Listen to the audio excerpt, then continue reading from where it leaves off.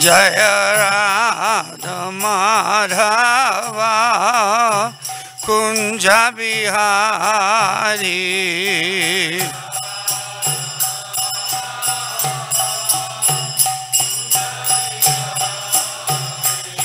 Jai Radha Madhav Kunj Bihari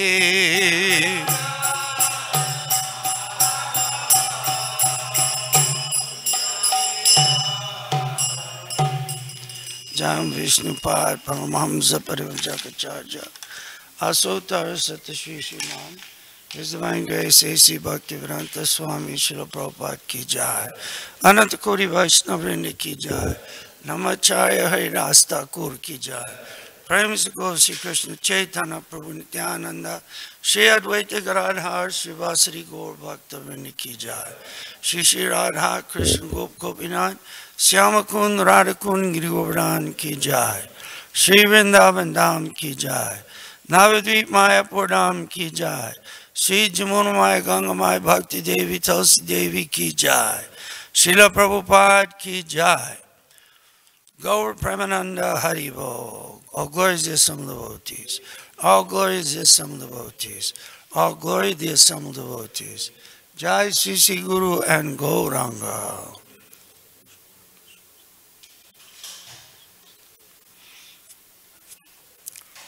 Om Namo Bhagavate Vasudevaya.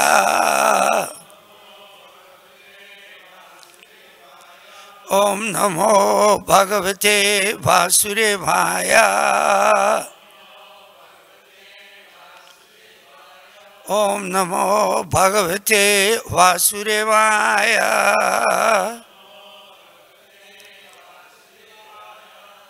Srimad Bhagavatam, Canto 1, Chapter 7, Text 55, the son of Drona punished. So we'll read together 55 and finish the chapter with 56, 57, 58 that have practically no purport. Sutta Uvacha Arjuna Sahasagyaya Harer Hardam Atasina Manim Jahara Murdanyam Dvijasya Saha Murdajam. Sutta Uvacha Arjuna Sahasagyaya Harer Hardam Atashina Manim Jahara Murdhanyam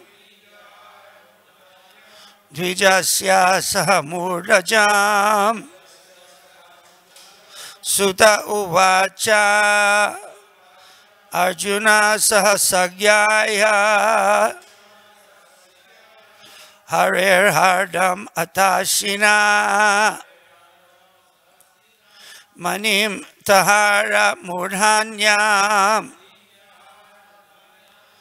Dvijasa Sahamurdajam. Sutta Uvacha Arjuna Sahasagyaya Harer Hardam Atasina Manim Jahara Murdhanyam Dvijasya Sahamurdanam Amurdajam. Sutta Uvacha Arjuna Sahasagyaya Harer Hardam Atashina Mahim Jahara Murdanyam Dvijasya Sahamurdajam.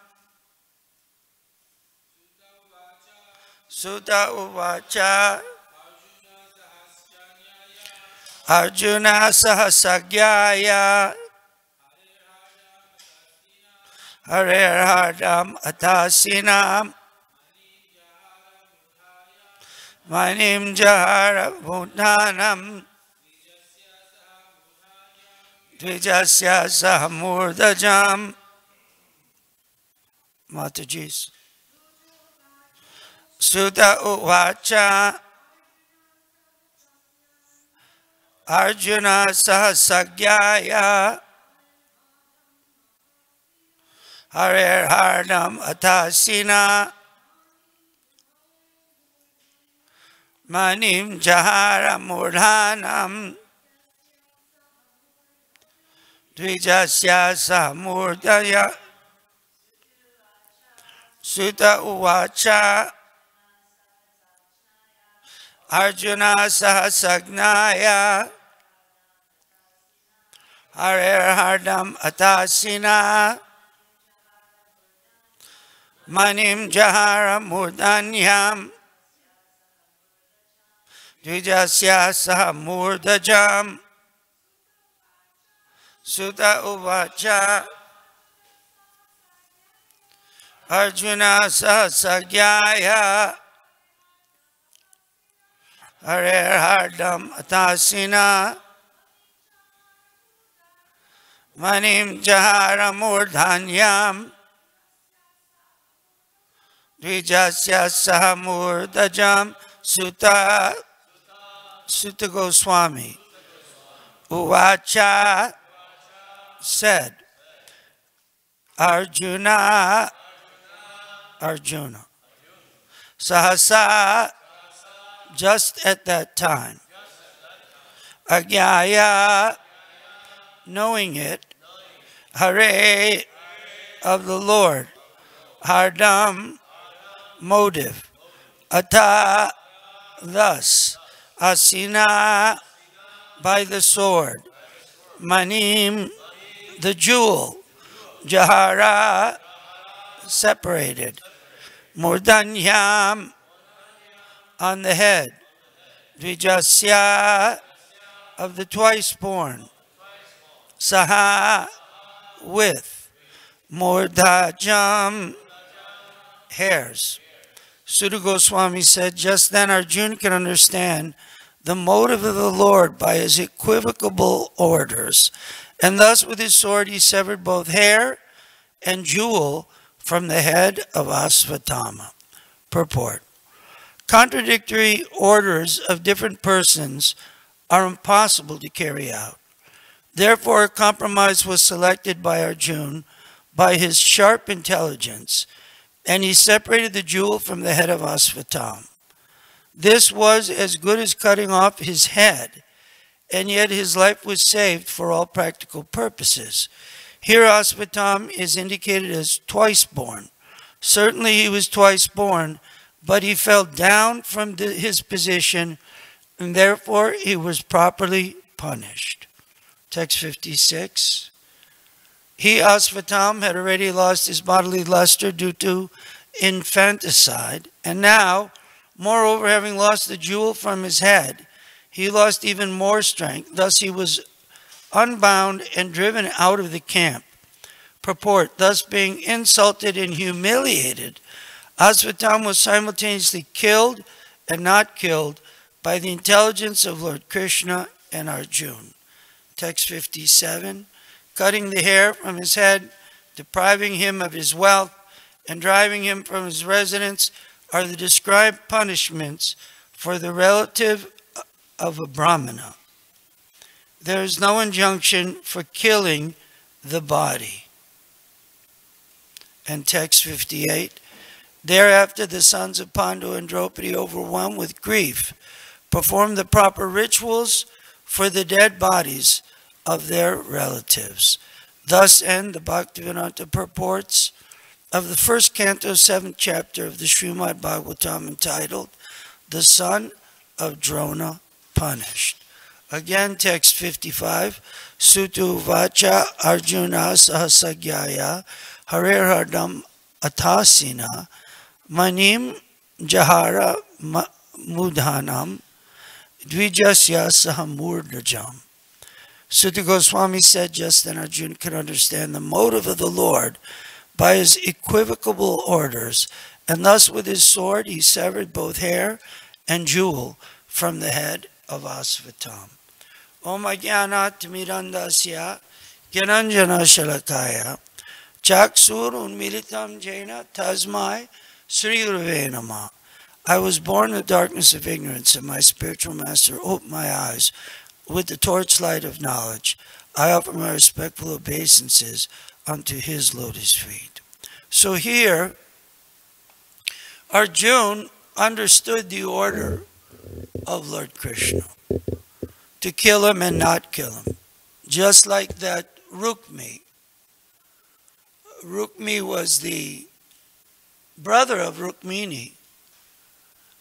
And so in Krishna's pastime, his hair was cut. You know the picture in Srimad Bhagavatam, Krishna book.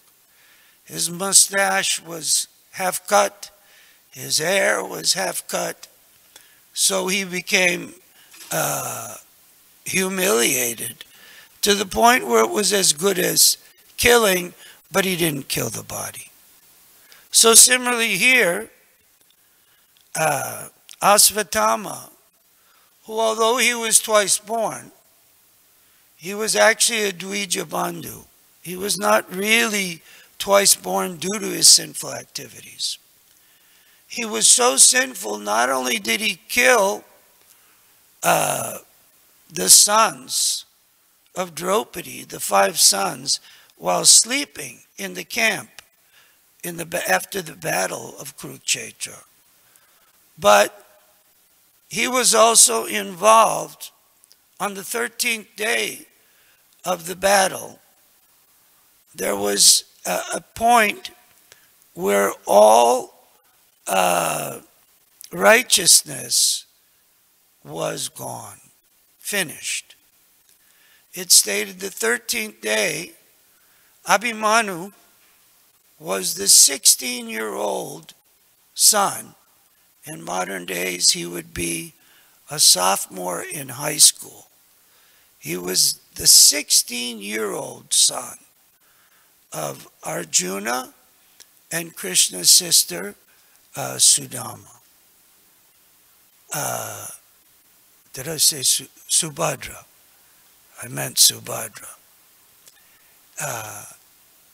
And when he was in the womb of Subhadra, he heard Arjuna was telling his wife how to penetrate different phalanxes in wartime. And he was giving the instruction how to penetrate the Chaturvyuha, a very difficult phalanx that the enemy could propose, but there's mantras and ways of penetrating the Chaturvyuha.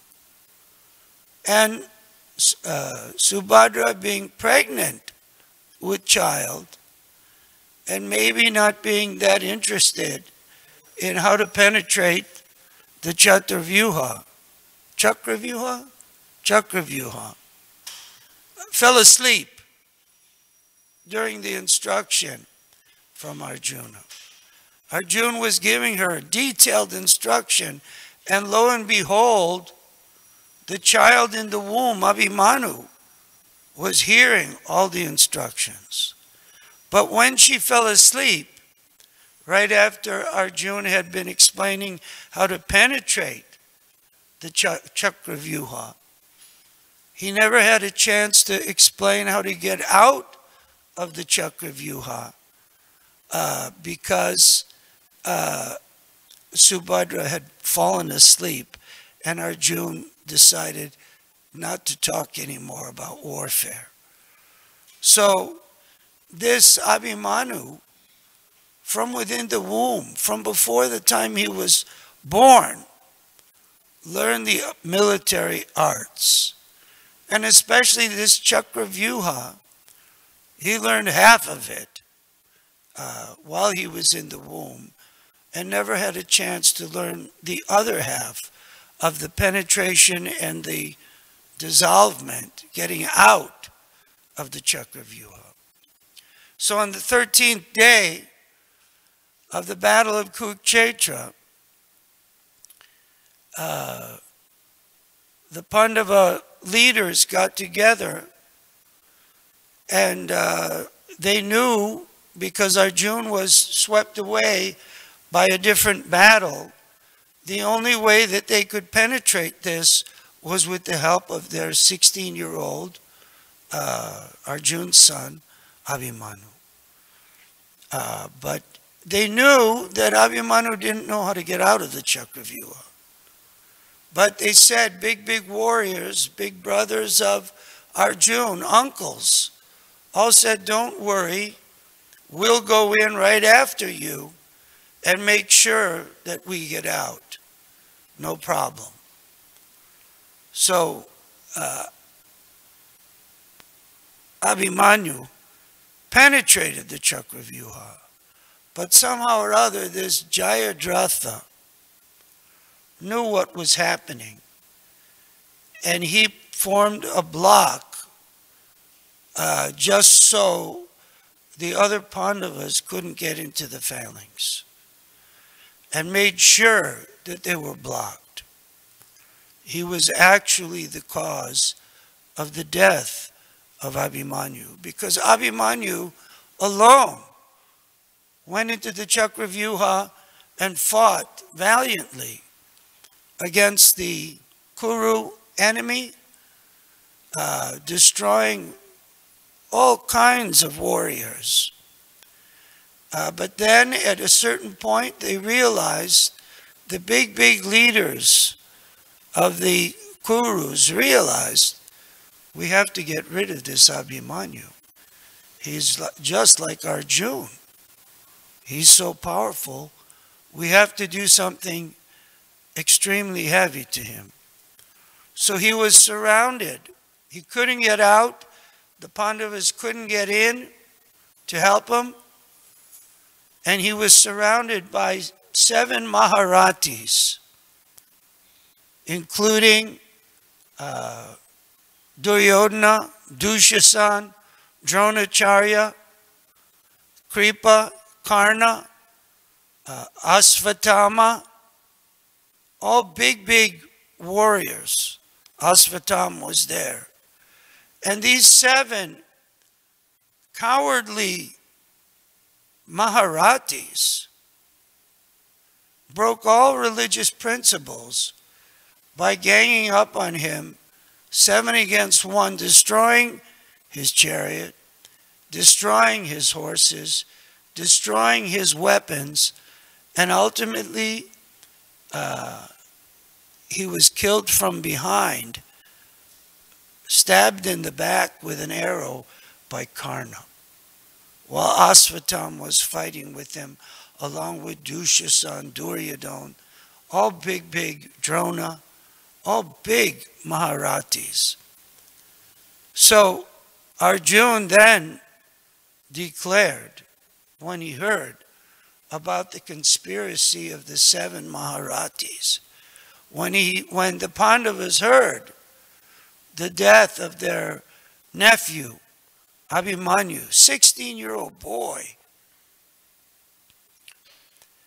they were so upset that Arjuna vowed that if he didn't kill Jayadratha, who had closed the Chakravyuha and made it a completely unfair, unchivalrous fight, if he didn't kill him by sundown that next day, Arjuna was vowing to take his own life. So this Asvatthama was involved in this murder, 7-on-1. Whole group of Maharatis, great warriors, against the teenager. Later, Asvatthama, he was such a nuisance. He threw the Brahmastra to try to destroy the heirs of the Pandava dynasty at the end of the Battle of Kurukshetra. Parikshit was in the womb of Draupadi. Is that right? I'm sorry. Who is he in the womb of? Huh? Uttara. I'm sorry. And he ultimately was protected by the Supreme Personality of Godhead. But this Asvatam tried to destroy the child within the womb. Even in modern day, you'll be interested to know, in the state of Iowa, I grew up in Illinois, some of us grew up in Illinois. In the state of Iowa, next to Illinois, they just passed the law making it illegal to perform an abortion after the time, and it's considered as soon as you can hear the heartbeat of the baby in the womb, which is early on. Before they were claiming 3 months, the heartbeat becomes manifest, according to the news, I believe, from 4 to 6 weeks. Early on, you can hear the heartbeat. It's considered a crime, a felony in the state of Iowa. So this Asvatama committed the greatest felony by attempting to murder the baby within the womb. He wasn't even aiming for Uttara. He was aiming for the future of the Pandava dynasty. He knew there was a son to be born, the son of Arjuna, and actually not Arjuna. Arjuna? Who? Parikshit? Okay. If whoever wants to know, just ask Mataji. She'll explain better than me. That's confirmed. So he was aiming at the child within the womb. This is how terrible. Can you imagine what a dastardly person this Asvatama was? And they wanted to kill him because there are, according to the Vedic principles, Srila Prabhupada has given us 6 types of aggressors that must be killed. They must be killed. And they're taking the life of the aggressor. One does not take on any karmic reaction. Don't take it personally in these days, because it's a little difficult to apply, and we can't just be our own judge and jury. But from the Vedas, we understand one who plunders the wealth, one who sets fire to the house, one who takes one's land, one who attacks one with weapons, one who steals one's wife. All these persons can be killed without any reaction. No sinful reaction is undergone. But don't do it today. That's an instruction for days of yore. Nowadays, call 911. But this was the instruction that was given there. So he should have been killed. But this was killing and not killing. By taking the jewel, by cutting the hair, by disgracing him, this would be practically like killing him, embarrassing him to the point of embarrassed to death, so to speak, wanting to kill his own self by the embarrassment. This was the case. So, in our Vedic understanding, Srila Prabhupada was here in Los Angeles. We happened to be fortunate to be in the audience in 1974, traveling from Seattle. We came to see Srila Prabhupada here. And he gave a class, and he said during the time of Maharaj Yudhisthira, if someone was caught stealing, and Prabhupada pointed his hand, kill him. And someone is caught in doing this, then kill him. And in the days of yore, this is a true story. I know there's devotees who can also were here, 300 devotees. This was not doors. The entrance was here.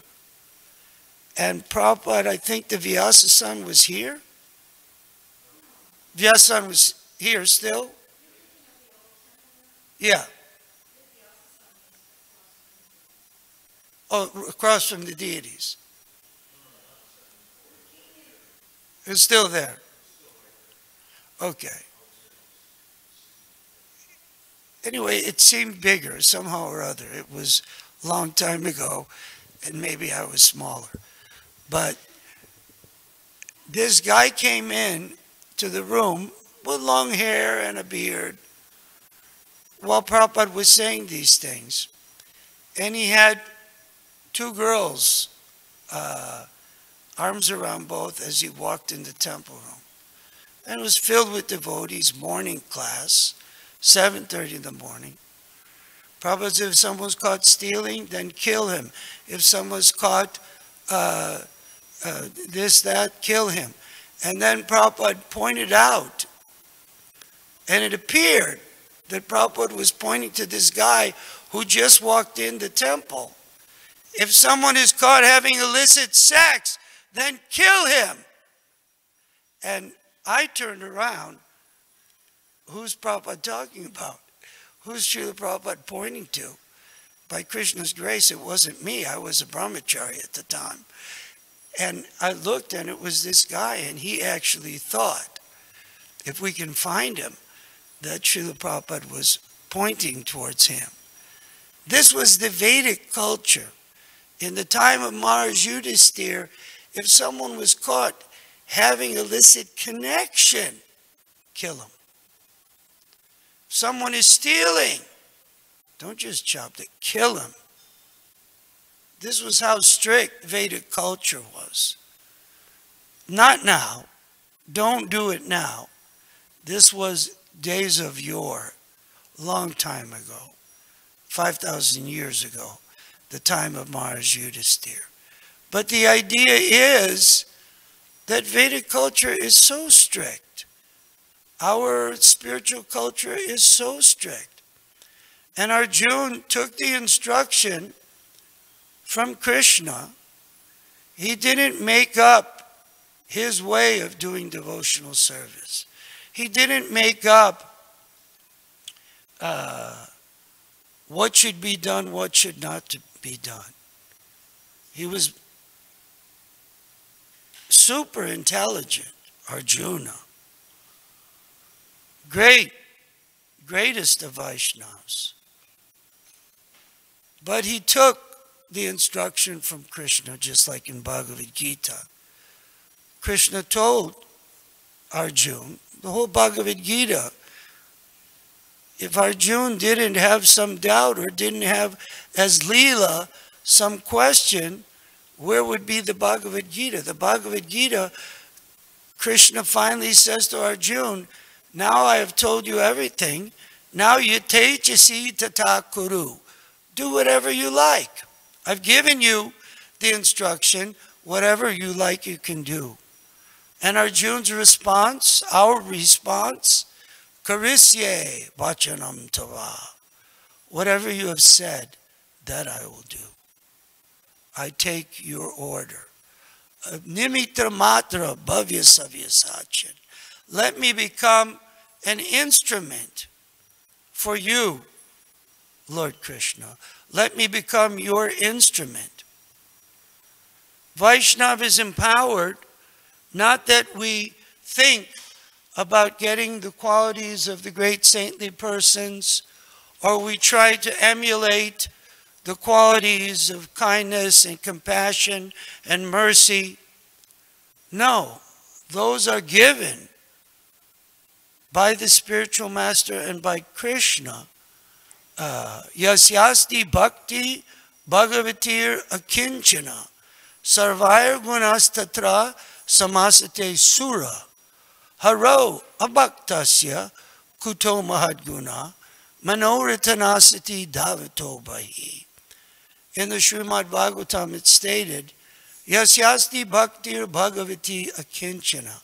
One who is engaged in devotional service, 100%, with no motive, jnana karma, karmadi anavrita, without desire for knowledge, without the desire for fruitive activity, without personal motivation, the qualities of the demigods become manifest. All the saintly qualities become manifest in their character. Not that we try to be merciful, or we talk about being compassionate, or we act like we're friendly, but we engage in devotional service more and more, and those things are automatically blessed by Lord Krishna. It is a blessing to gain the qualities of thee. On the contrary, the Bhagavatam states, Haro abhaktasya kuto mahadguna.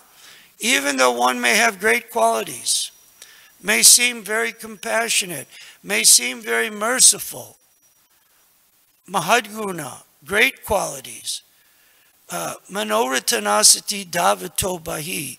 If they're not engaged in devotional service to the Supreme Personality of Godhead, they're on the manorath. They're on the chariot of the mind.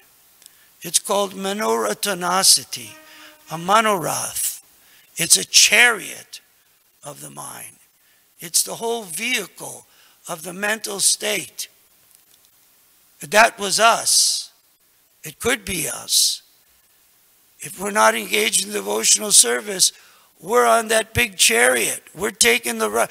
We're being dragged for a ride by concocting what is service, what is not service, by concocting so-called qualities of goodness. Therefore, one has to engage in devotional service under the guidance of the bona fide spiritual master, just like Arjuna engaged in the service of Lord Krishna himself. So we're so fortunate we have Srila Prabhupada. We have our ISKCON society to give us instructions what to do and what not to do, how to engage in service, and how to gain the qualities. Titikshava, Karunika, Surida Sarvadehina, Ajita Satrava Santa, Sarva Sadhu Bhushana. It's stated that the saintly persons, the sadhus and the sadhvis, they are decorated. Sadhu Bhushana. They have the decoration of Titikshava, tolerance, Karunika, mercy, Surida Sarvadehinam, the well-wishing friend of all living entities, just like our Srila Prabhupada, the well-wisher. He was the well-wisher. Ajita, enemy was not born.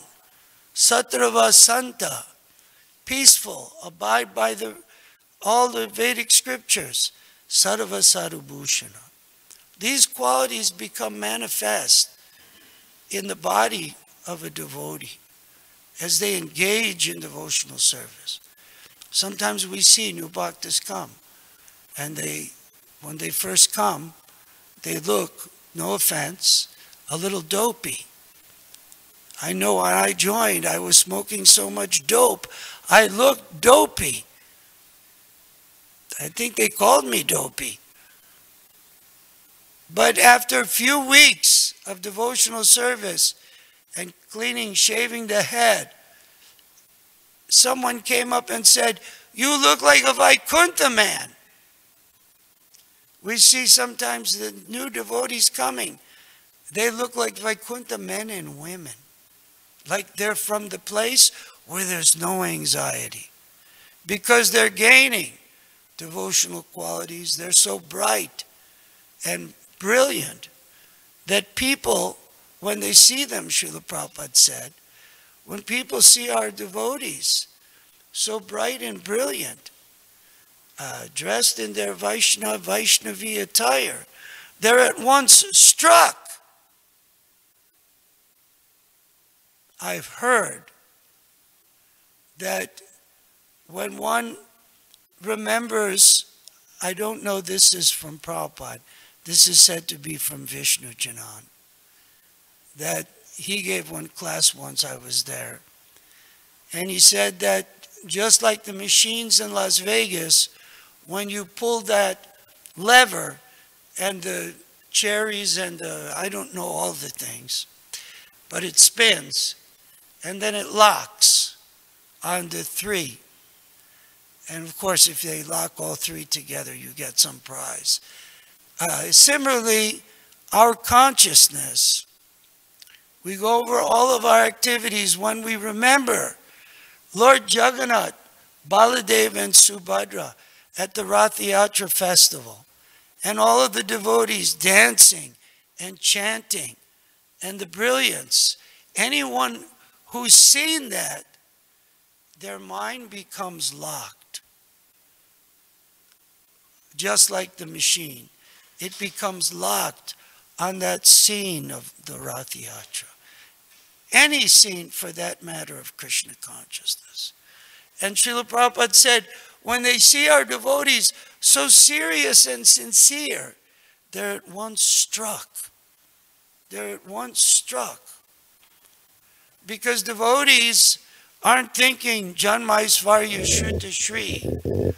I'm so good birth. I was born in a Brahmin family. Shruta, I have such great learning. Shri, I'm so handsome, I'm so pretty.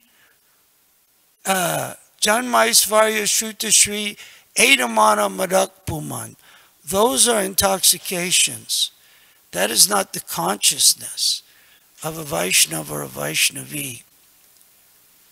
We're servants. We might have been given a good opportunity for education, wealth, beauty, or maybe not. Doesn't matter. What matters is we engage in devotional service, and by engaging in devotional service under the guidance of the bona fide spiritual master, we become Krishnaized, advanced.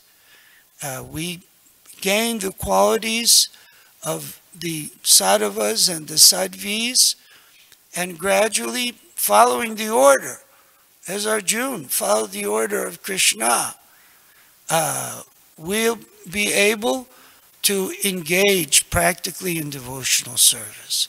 All glories to Sri Guru and Gauranga.